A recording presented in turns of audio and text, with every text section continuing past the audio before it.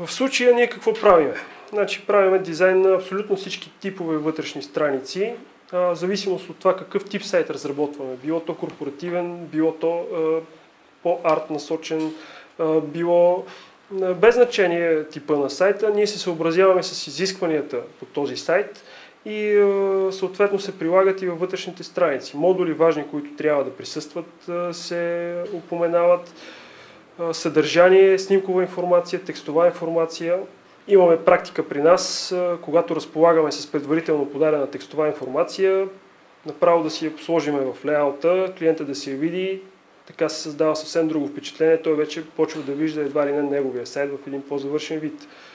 И от този етап насетне и ако идват корекции, са много по-точни за нас. Той знае какво точно иска да коригира. Друго важно тук е дизайна на всички допълнителни и необходими елементи по функционалността на сайта. Говоря за бутони, говоря за менюта, говоря за подробности от този сорт. Примерно скриптове за Zoom, флашплеери и така нататък и така нататък.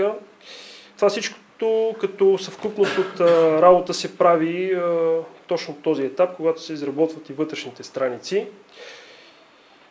за да може при малко по-късничко ще ви представя следващия етап, но просто като вметка така да направя, информацията като графика, която отива към следващия отдел в нашата фирма, това е фронтенд, да иде в нейната цялост и за да няма това да се изпусна, върни ми го, направи това, за да се завършва самия процес. Тук също има корекции по дизайн, но вече са доста по-малко. Предвид това, че сме изчистили корекции по графиката още от начална страница, пропуснах само да кажа нещо. Принципно дизайните на вътрешните страници стават за доста по-кратък период от време, понеже ще се повторя, но визията вече е ясна и няма толкова нови неща, които ние да разработваме визуално и да представяме. Корекциите са по аналогия на малко по-горна точка, която казах. Свързваме се с клиента, отбелязваме всички възможни негови забележки, коментираме ги, дали всичко е по спецификация, понеже се случва понякога клиента в процеса на работа да забрави какво точно е описано в спецификацията. Това е нашата работа, да следим този процес, дали въпросната корекция е адекватна към неговия дизайн, даваме съвети към въпросния клиент, дали това, което иска да направи, би било представително в интернет, не е ли някакъв тип устаряло като визия, като приемственост в интернет средите и така нататък. И така нататък. И от тук насетне, след нанасенето на корекциите, идва и момента с финалното представяне на въпросния дизайн.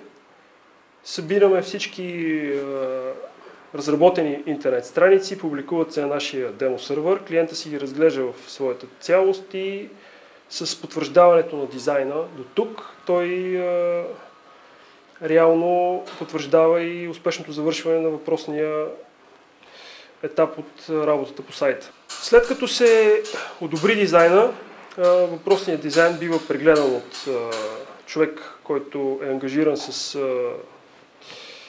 този проект, project менеджера на проекта, и оттам насетне бива подаден за код. Всичките PSD файлове, на които се разработват, най-често PSD файлове, на които се разработва един сайт, биват подадени нашите HTML кодери, фронтенд девелопери, за да се напише кода, скелета на сайта, който тепърва ще бъде вграден в нашите системи, които ще ви представи колегата малко по-късничко. Няколко основни етапа. Всъщност те са два. Логично на дизайна и кода се разработва ориентировачно на два етапа. Код на начална страница, значи този код принципно, пак казвам, като дизайна до голяма степен определя основната структура на сайта, респективно един добре написан код, един изчистен код от грешки, валидиран код за начална страница определя повечето, до голяма степен, 80% може би от стиловете, които ще се ползват за всички вътрешни страници. Евентуално дописване за стилове, за отделни елементи, които не присъстват на начална страница, но това са вече неща, които са характерни за самия дизайн. Кода на вътрешните страници е ясен. Аз го така разказах в предната точка. Тук се оправят абсолютно всички елементи, които не са били ясни в началната визия. Дописва се код, вкарва се абсолютно всякаква функционалност, която се изисква от фронтенд отдела ни. Респективно скриптове, стилване на скриптове за зум на изображения, всякакви такива неща и се подават след това към нашите програмисти.